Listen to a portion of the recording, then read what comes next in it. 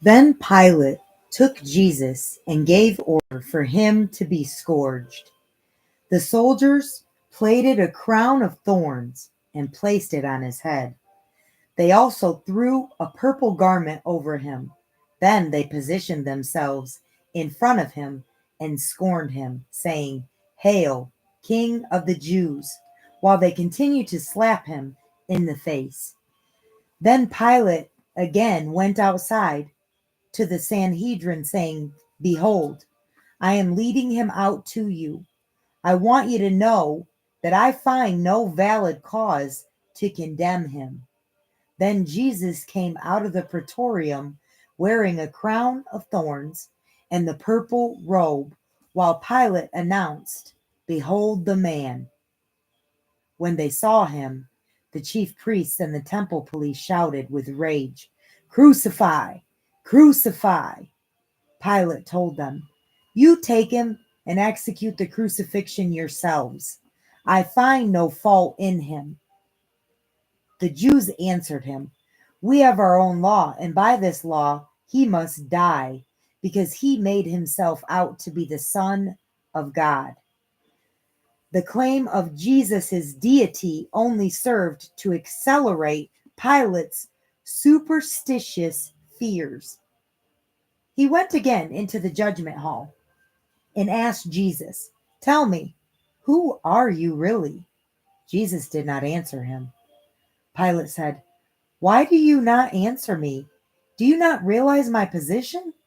I have the power to crucify or free you." Jesus said, "You have no authority over me except what was given you from above.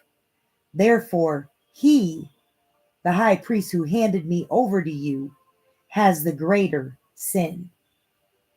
This motivated Pilate even more to make every effort to release him. But the Jews would not buy into it at all. They cried out, "If you even consider to release this man, you prove that you are not loyal to Caesar. This man's claim to royalty makes him Caesar's enemy."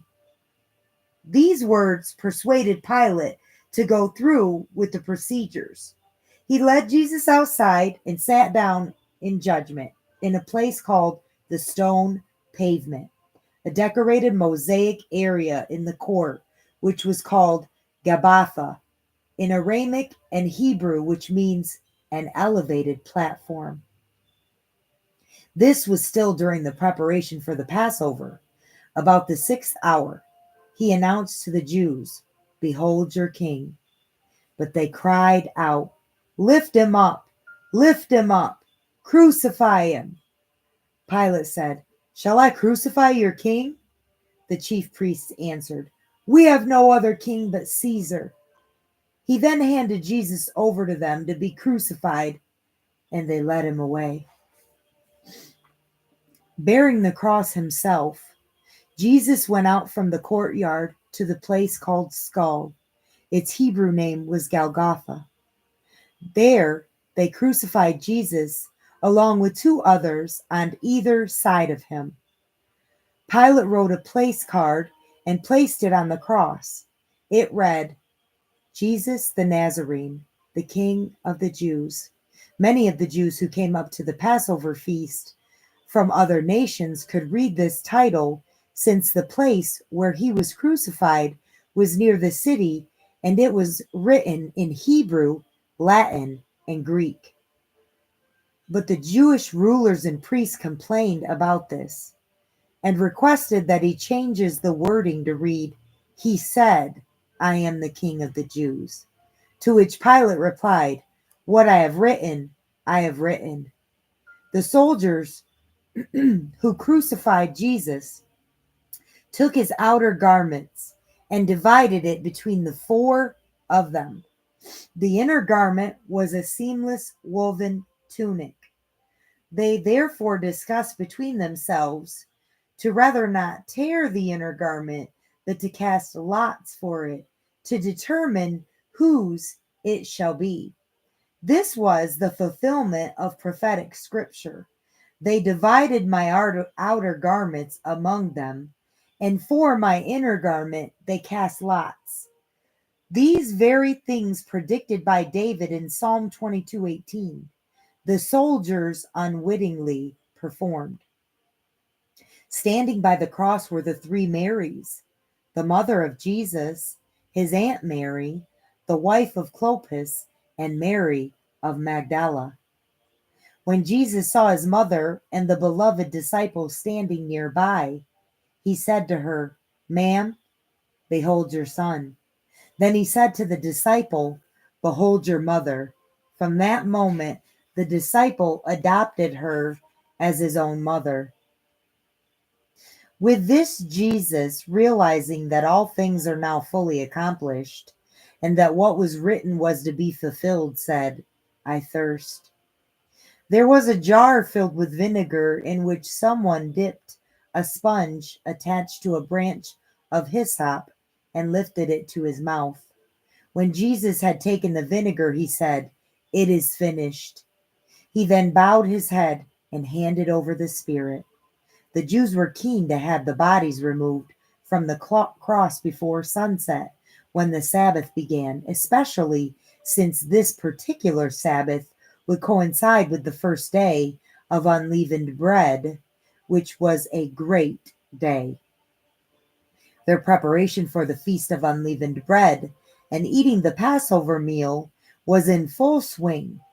They approached Pilate, therefore, and requested that the bones of the victims be broken and that they might be lifted off the cross. The soldiers then broke the legs of the two men who were crucified with Jesus, but when they saw that Jesus was already dead, they did not break his legs. One of the soldiers then pierced his side, and blood and water flowed from the wound. The one who witnessed these things has recorded their detail to convince the reader of their significance. These things happened in fulfillment of that which was written prophetically: "No bone in the Paschal lamb shall be crushed." Also another scripture which reads, "They shall gaze upon him whom they have pierced." Then Joseph of Arimathea asked Pilate permission to remove the body of Jesus, which Pilate was pleased to do. Joseph was a prominent leader and a secret follower of Jesus.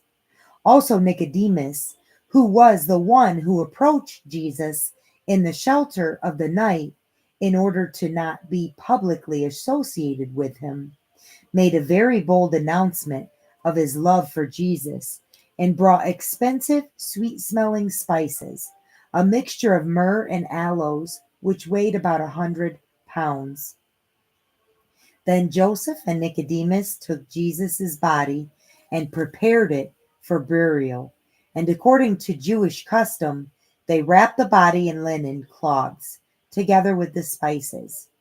In the area where he was crucified was a garden with a new tomb, which was never used before. Since it was still during their preparation for the Sabbath, the location of the tomb where Joseph and Nicodemus placed Jesus was conveniently close by.